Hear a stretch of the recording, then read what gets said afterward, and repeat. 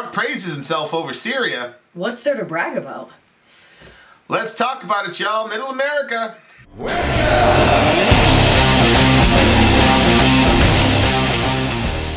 Well, I actually saw about the first 30 seconds of this last night or this morning at 4:30 or 5 or something in the morning. And I was in the midst of trying to fall asleep. So I thought to myself, maybe I didn't hear what I just heard.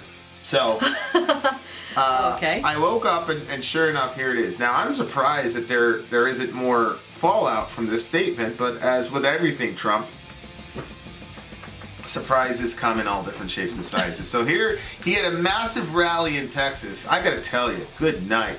All these people that are like, we need to get away from the electoral college and go to the popular vote. Trump would still win. All he would do is change his strategy. But the man has been nonstop campaigning since he got elected. He hasn't stopped campaigning since he got elected. And the reason is because it's not campaigning to him. He loves it. It's like a rock star when they go on tour. They love getting in front of the crowd and jumping around. It's all the other stuff that they don't like. Yeah. Most rock stars have to travel in buses. They don't have Air Force One. Right. So the fatigue that you normally have from being a traveler and a jet setter is not. So Trump loves it, and he's been doing it. And I got to tell you, that crowd in Texas was massive. Really? It was massive. Now everything's big in Texas, but I'm sorry if these people think that that if we went to popular vote instead of electoral vote that Trump would lose, they're wrong. Now I know that Hillary had 2.3, 2.5 more popular million more popular votes than Trump did, but that's because Trump understood that the game was electoral votes, and so he adjusted his campaign to account for that. But make no mistake, I believe Trump would actually win more convincingly in a popular vote situation. I mean, look, again, I'll say it. How many people did you run into? We're in a blue state. How many people did you run into that was excited about voting for Hillary? I didn't meet a single human being, and we were around some pretty leftist. Yeah, that's so true. Folks, they all loved all those kids at Bates College, pretty famous college. They all loved Bernie though. And they were all extremely furious about what happened with the theft of the election. So, but anyway, so here's Trump. He's talking about the Syria situation, and he's actually praising himself for his action. It's unbelievable. This guy. We've all agreed on a pause or a ceasefire in the border region of Syria. And it was unconventional what I did. I said, they're going to have to fight a little while. Sometimes you have to let them fight a little while. Then people find out how tough the fighting is. These guys know right up here. These guys know. Right? Sometimes you have to let them fight. It's like two kids in a lot. You got to let them fight, and then you pull them apart. But it was unconventional. But they fought for a few days, and it was pretty vicious. And the Kurds, who are our friends, and Turkey's our friend. But they fought. It was tougher. I mean, it was nasty. And you couldn't make a deal for 15, think of it. For 15 years, 20 years, they couldn't make a deal. The Kurds didn't want to move. Turkey didn't want to budge. And Turkey was having a lot of bad things happen from this region, in all fairness to Turkey. They were having a lot of bad, but they didn't want. Now all of a sudden they're fighting, and it's not fun having bullets going all over the place. And we went there, and we said we want to pause. And the Kurds have been terrific. They're going to move back a little bit. We're going to keep ISIS all nice and locked up. Okay? We're going to find more of them.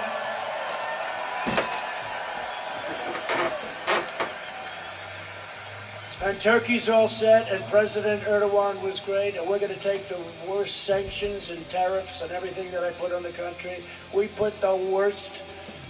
I mean, I don't think they could have economically survived, but that doesn't matter. President Erdogan was a gentleman. He understood it. But without a little tough love, you know what tough love is, right?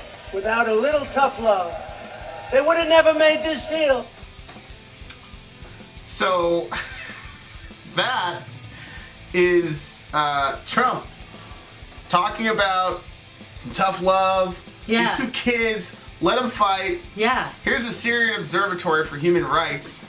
A UK-based monitoring group said on Wednesday at least 300,000 people have been displaced and 71 civilians have been killed in Syria since Turkey launched its cross-border incursion last Wednesday. However, the health authority of the Kurdish-led administration in the region put the civilian death toll at 218, including 21 children. Oh my Thursday. gosh. Well, look, again, these are the PKK who forcefully recruit child soldiers. So if you recruit child soldiers, it doesn't surprise me that children would be among the dead. So anything that I hear from the PKK or the PKK media outlets comes with a little asterisk. I'm more inclined to believe the Syrian Observatory for Human Rights number, which is 71 civilians, than the PKK influenced Kurdish administration, which has a death toll of 218. I do believe a bunch of kids have died, for sure. But again, that's what happens when you send kids into war, PKK, which you have been documented to have done. Yes. You signed an agreement in 2014 that you would stop using child soldiers. You kidnapped the child so much so that their parents had to stage a sit-in to get the child back. And they were under 14 years of age. Jeez. And you are the evil bastards that keep doing this to kids. So when I hear 21 kids from the Kurds, I don't want to hear it. Because these are some evil bastards who do this to little kids, the PKK and the YPG. But here's my point. Whether it's 71 or 218, and again, another 300,000, now another 300,000 people have fled the region. You already had, previous to this incursion, you already had 300,000 Syrian Kurds that had to flee to Iraqi Kurdistan. And then another 200,000 Kurds that had to flee to, wouldn't you know it, Turkey. The people who are supposedly trying to ethnically cleanse them from the region. So this is a horrible tragedy. And for Trump to talk about this like, you just let two kids fight. Really? I mean, I've got two boys, and yeah, sometimes when they get... Now, honestly, the big one doesn't like fighting. So in the few occasions where the boys fight, sometimes you just have, you just sit there and let them fight it out till they get tired and they get a bloody nose or a black eye, and then, it's like, hey, what did you learn? That's not what this is, and that type of characterization is crazy to me. What are you talking about, Trump? These people are dying over here. Now look, you've already saw in the documentary, I fully support pulling out U.S. troops. We should have done it long before. But to come on in front of all these people, all these sycophants, he probably had 30,000 sycophants in that auditorium, and act like this is some, kids, and they found out the fighting was rough. Hello, Mr. Trump, they've been fighting since the 20s. Yeah. No, those 15 years they haven't been able to work out a deal. Trump, this issue has been going on since the UK and France chopped up the land after the fall of the Ottoman Khalifa. What are you talking about? He's making it sound like, hey, nobody knew how to work out a deal except for me. I showed up. It's a 15-year conflict. The conflict has been going on before you've been born, Mr. Trump. What are you talking about? See, this is the stuff that, on the one hand, I agree completely. Pull the troops out. We should have never been there in the first place. Let the French and the UK handle it. It's their problem. I'm doing some research on the SAS. Those guys are extremely capable soldiers. Let the SAS handle that situation. I'm 100% for U.S. pulling out of the situation. Yeah. But this, where you go around and strut around like some rooster, like you've figured out some secret. Oh, we just let them fight it out. Just let a bunch of kids die and uproot 300,000 people from where they were, from the home that they've known all their life. Jeez. And that's how you respond to it? Like, you gotta talk. And you know what? The thing that kills me is that he had the perfect opportunity to lay out the facts. The Turks are fighting the PKK and the YPG because these are known terrorists who have kidnapped people, tortured them, sawed off body parts, killed them, displaced hundreds of thousands of Arabs, are called war criminals by Amnesty International, etc., etc., etc. Then you can say, look, Turkey has tried to play ball. They have the leader of the PKK in custody. They were going to give him the death sentence. They didn't. So they are trying. But these bastards in the PKK and the YPG, they're evil people, man. But I was still able to find out, they got a 20-mile, basically no man's land where there's like a neutral zone so nobody can get killed or whatever. Like, that's what you do. Yeah. You engage this thing with the gravity that it deserves. You don't sit there and talk about, it's like people are dying over there. I think that he understands that the American people don't want to be afraid. Anything that makes us fearful, we don't really want. So he explains it like it's not like a big deal. Like, we let them fight it out like two kids in a lot, and then we kind of came past it. And it's real like, oh, okay, everything's okay. When you explain it like that, it's like, oh my gosh, there's a problem over there. And I don't think that people want to know. People don't want to know. I don't think people want to know. I don't think people want to know that kind of stuff. And I think that's why he keeps it more mild. Why are you saying what? I completely disagree. People are fearful about so much stuff. Americans don't want to be afraid. That's why they don't want the immigrants coming in. I don't think that would scare them. How would that scare them to say that the PKK and the YPG are terrorists? I mean, that's blood in the shark tank for a Republican audience. I mean, it's Republicans who are more likely to co-sign killing a person just by labeling him a terrorist than a leftist would. Although it was Barack Hussein Obama who killed Anwar al-Awlaki, a U.S. citizen who was born in New Mexico, by divine fiat. We drone bombed and killed a U.S. citizen without any trial or anything like that, due to the fact that he was a terrorist. Well, I mean, he was. But he still deserved due process. So, I get your point, but I just think, that would not make them fearful. It wouldn't make them fearful to say that these guys are terrorists and that's why the Turks are coming after them. Like, how would that make his audience fearful? I think it just keeps a calmer environment. Okay, well, there were some issues over there, but he figured it out. Not a big deal. And none of these people are watching the news and seeing all the Turkish mothers crying when their kids are limp in their arm. Like, they haven't seen that? You don't think they've seen it? I don't know. Why would he say it? Why would he say that? Because to me, this guy, I'm not a psychologist or the son of a psychologist, but this is clear narcissistic personality disorder to me. Like, he is so, everything comes back to him. And this was a way, instead of saying, hey, the Turks have a justifiable reason for why they're doing what they're doing, and we've got to stop this. I mean, he put out heavy sanctions against Turkey, et cetera, et cetera. He talked about it like, destroy their economy. I don't know if they're going to be able to recover. Yeah, like, he's bragging about this stuff. Yeah. And it makes him look like he's basically the overlord of these two countries. Like, these two countries are little kids, and then what role is he in?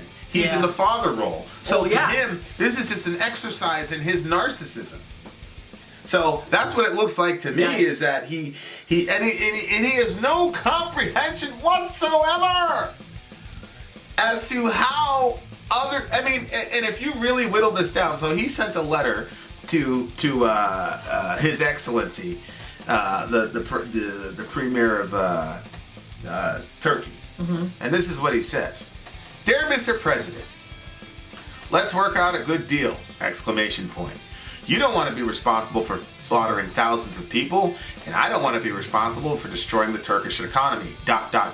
And I will." What in the world?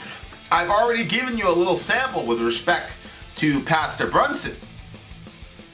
Pastor Brunson was a guy. Remember, he was a prisoner. Yeah. He was a pastor, and Trump was like, "You better get this guy over here right now." Oh, that's right. Yep. Or there's going to be some problems. So Trump has already said, like, I'll give it to you. Right. I have worked hard to solve some of your problems. Don't let the world down. You can make a great deal. General Mazloum is willing to negotiate with you, and he is willing to make concessions that they would have never made in the past. I'm confidentially enclosing a copy of his letter to me just received. History will look upon you favorably if you get this done the right and humane way. It will look upon you forever as the devil if good things don't happen. Don't be a tough guy. Don't be a fool.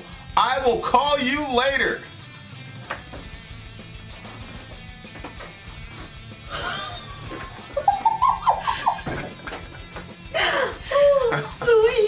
these letters. It's hard to believe that this is this is the leader of our country. I know. There's nobody. Don't be a tough guy. Don't be a fool. I'll call you later.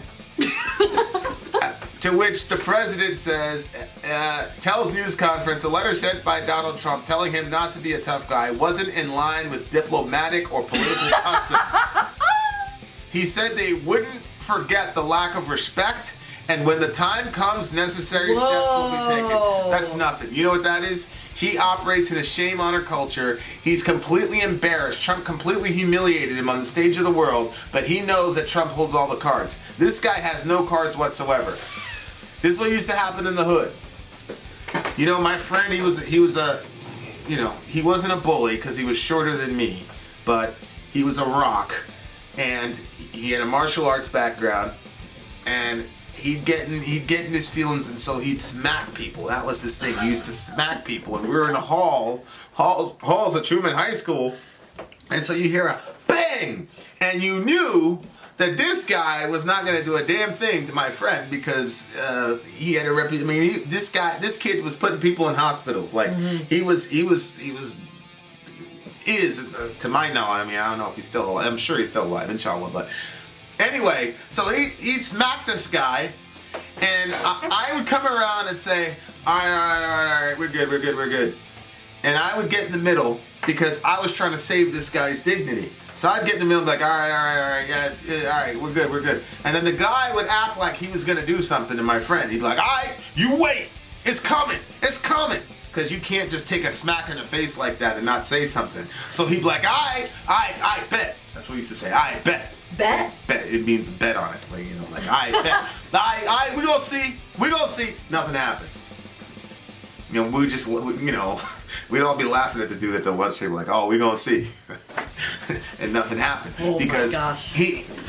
That's what he's saying. Necessary steps will be taken in the future. What are you gonna do? Stop it. You're not gonna do nothing. Trump wanted the pastor back, you gave away the pastor.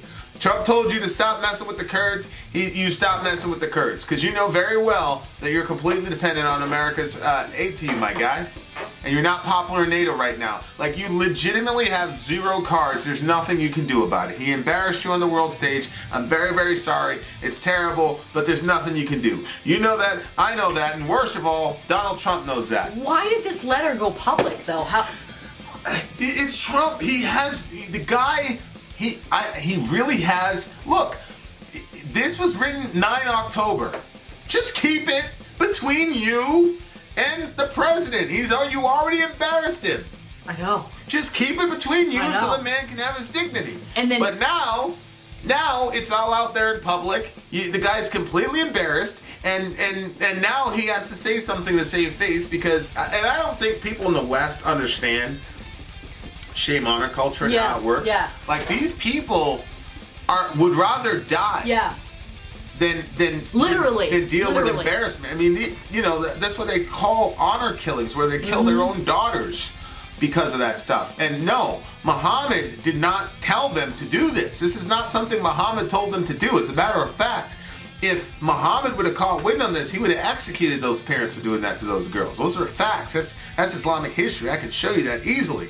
So that's not an Islamic thing. That's a Middle Eastern thing.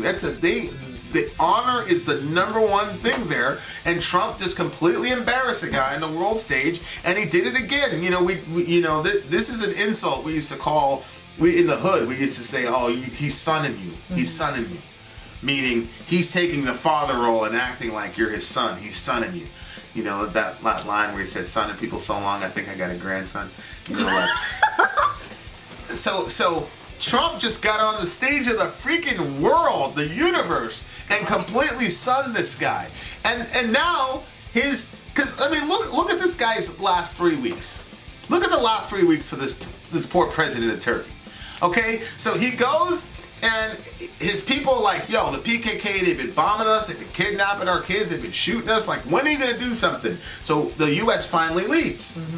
So now he gets in front of the people like, I bet we're gonna handle some business. So they go over there and they start handling business with the PKK, finally start bringing these fools to justice, right?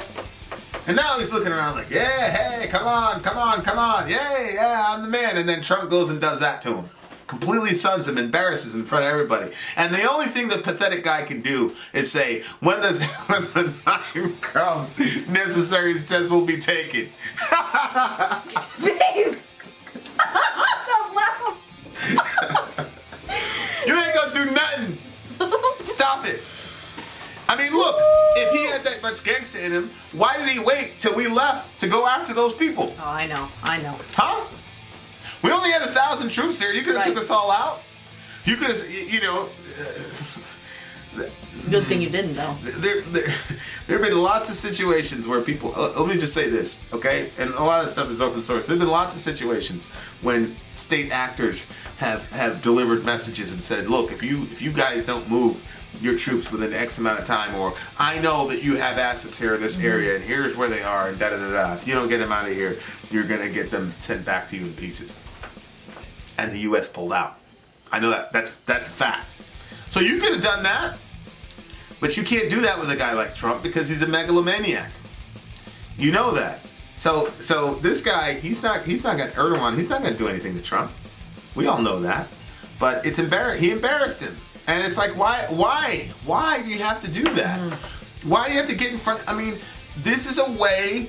Like I said, the easiest thing to do is get in front of people and say most Americans do not know the difference between a regular Kurdish person in Syria, a regular Kurdish person in Turkey, and a regular Kurdish person in Iraq. They don't know the difference between Peshmerga, YPG, and PKK. They don't know who the SDF. They don't know any of this stuff. All you and I am sure the vast majority of Americans, especially people on Trump's team, if they knew what the PKK have been doing for all this time, if they knew, most Americans would be like, "Oh, screw those people." Yep.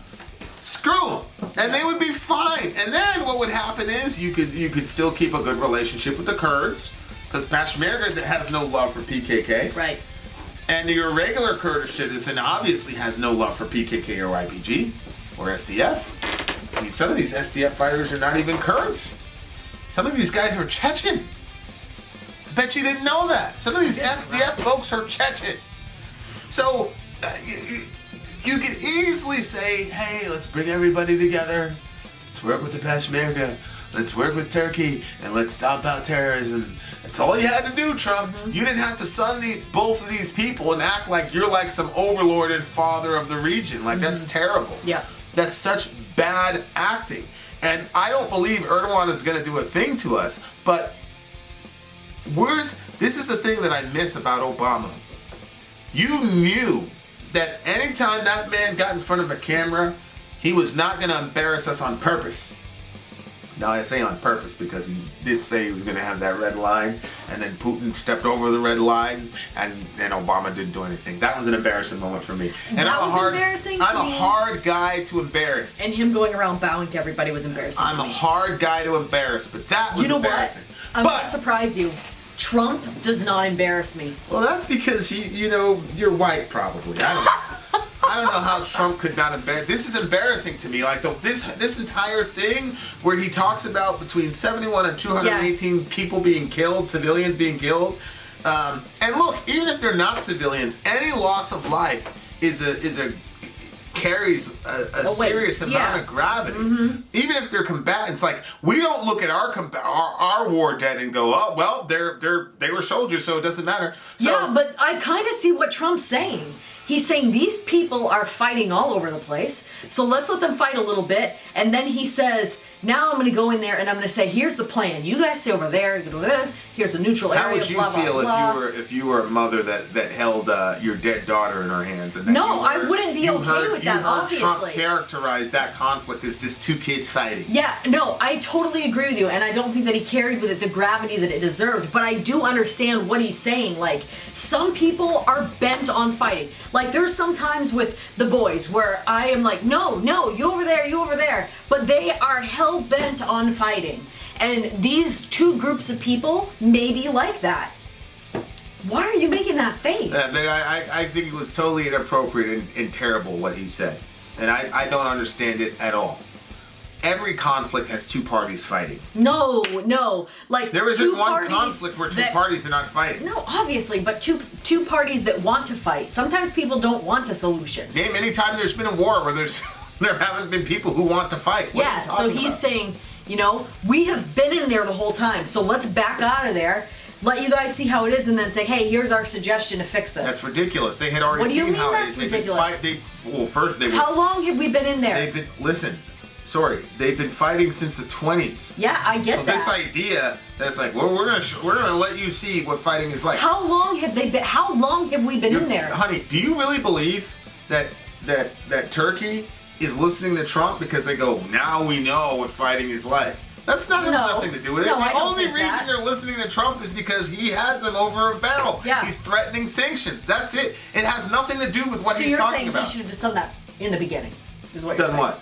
He should have just done the sanctions thing in the beginning, and then people would have been dead. Is what you're trying to say? Well, no, he basically did it in the beginning. What I'm saying So is, what are you saying? his characterization that he's Of the this event. father and these just two whiny kids, that just kind of need to fight it out for a little bit. It's bullshit. That's not what happened. These guys have been fighting since the 20s. They've been fighting since before Trump was born. And secondly, the only reason this guy listened to Trump was because of the threat of the sanctions. Yeah, It had nothing, yeah. But he's making it sound like the Kurds and the Turks kind of went to him and go, man, this fighting is worse than I could have imagined. Okay, yeah. No, I don't think that's what happened. That's I don't bullshit. think that's what I was saying from the beginning, is that I think they wanted to fight. But yeah, Well, of okay. course they want everybody. Every country that is in a conflict with each other wants to fight. That's why they're fighting. Like, what are you talking? Give me a conflict where people fought and didn't want to fight. I mean, I think that there's times where people are fighting because it's necessary, not because they want to fight. Give me an example. Well, I don't know. Somebody goes into your homeland like the PKK and kidnaps your kid and kills him. Oh no, I'd wanna. Dudes are gonna want to fight. Yeah, yeah. So the whole characterization is ridiculous. Yeah, I mean, I kind of see what you're saying. I'm just saying that overall, Trump doesn't embarrass me. Like, No, well. I like the way we obviously have different opinions on this one. That's obvious. Yeah, I But like the way. This is completely shameful in my opinion. I do agree that was Completely that shameful. mischaracterization is offensive because people died and stuff like that. Like that, I understand that, babe. I do. It's just that I like the way that he goes in there. You're saying that from a position of a person who's in a relatively safe environment, is not dealing with the exigencies of what happens in a war zone. Yeah. And what I'm saying is that there are people in the world right now who do not have that luxury, and to characterize their suffering as two people is to me completely horrible. It's horrible, it's evil, and that guy is supposed to represent me to the world. And that does not represent me to the world. That is not how I feel about what's happening over Right, there. right. Now, I have zero pity whatsoever for the PKK. None. But I do pity the people that have been freaking terrorized by this small group of terrorists who have completely made life a living hell for the Kurdish people, who have already endured years and decades of hell already. And so my heart goes out to your average Kurdish citizen, and they outnumber the PKK 500 to 1, and they're the ones that are suffering. And so for Trump to characterize those people suffering that way, to me, is completely inappropriate and disrespectful to the lives of those people, and disrespectful. I feel disrespected as an American because the whole world is going to think that this is, and then he This does is it. the mindset of He all does it in a crowd of 20, 30,000 sycophants, and now everybody's going to think, yeah, this is how Americans feel. Well, this is not how this American feels. That's wrong. That's completely wrong, and it's evil. And instead of bragging about sanctions, he needs to also talk about freeing up some aid for these people once we get rid of the PKK, so we can actually help rebuild these people's situations, because the PKK has stolen a lot of land and destroyed a lot of villages and have zero interest in recompensating these people, according to Amnesty International. So the whole thing is just completely disgusting to me. I'm absolutely disgusted by the president. You sicken me, honestly. That was a horrible thing to say. And it's like, is there nobody in the crowd that can be like, what is wrong with you? Like, that's the thing that kills me about these rallies with this guy, man, is that he just gets to get up there and say all this craziness, and everybody, hey, yeah, it's this little kid. Everybody has seen the suffering of these people. So I don't understand why everybody's watching this and they're just completely fine. Like, we've all seen the pictures, we've all seen the videos. Even Fox News is running the videos of what's happening over there. So you can't tell me that these people don't know what's going on, and for him to just characterize it that way is crazy to me. It's unbelievable to me that. Yeah, I don't know why we can see those things and just hear that characterization and not feel as offended as you are. I think a lot of people are offended. I just think the more right-leaning you are, the more you're going to turn a blind eye. You're obviously more right to the right of me, obviously. Oh, I am.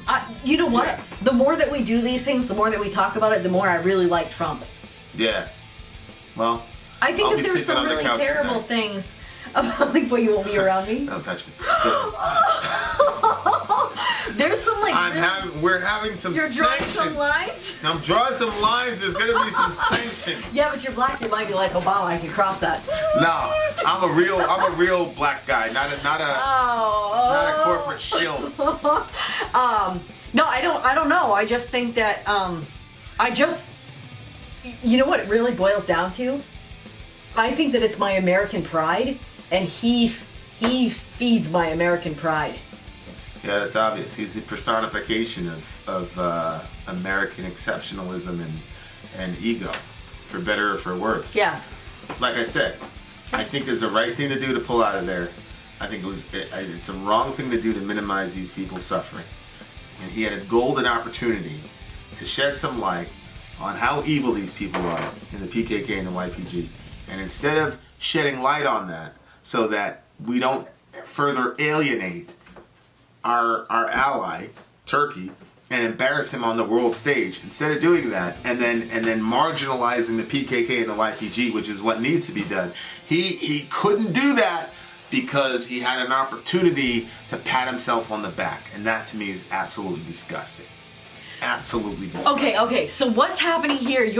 Maybe I'm misunderstanding a little smidge of this. So Turkey has been our ally, and then Trump let them fight it out a little bit, and then he went in there and he said, hey, here's the idea. You guys are going to separate, like there's going to be an area in between that it's going to be neutral the green ground. zone is what they usually call it. He sends him this letter instead of just like stating what it is. He's making it seem like, don't be a fool, blah blah blah. You have to go along with this. He sent the letter 9 October 2019. Yeah.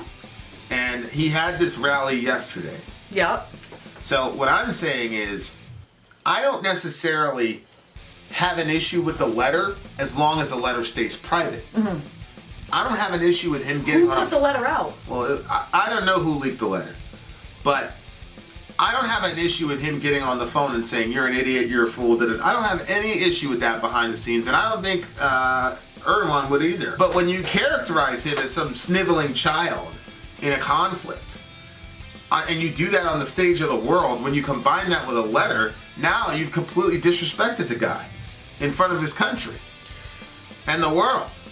Yes. And there was no necessity of doing that. But Trump could not miss an opportunity to pat himself on the back. And Trump is one of these people that can't, there's because he's the kid in the lot that he let fight it out. Yeah, he's one of the kids. He's one of the little snot-nosed kids that was just fighting in the park. And like, Trump is one of these people that doesn't believe that two people can shine together. Trump believes that the only way one person can shine is if another person is decimated. Oh, jeez. So he couldn't. It wasn't enough for him to justify the pullout.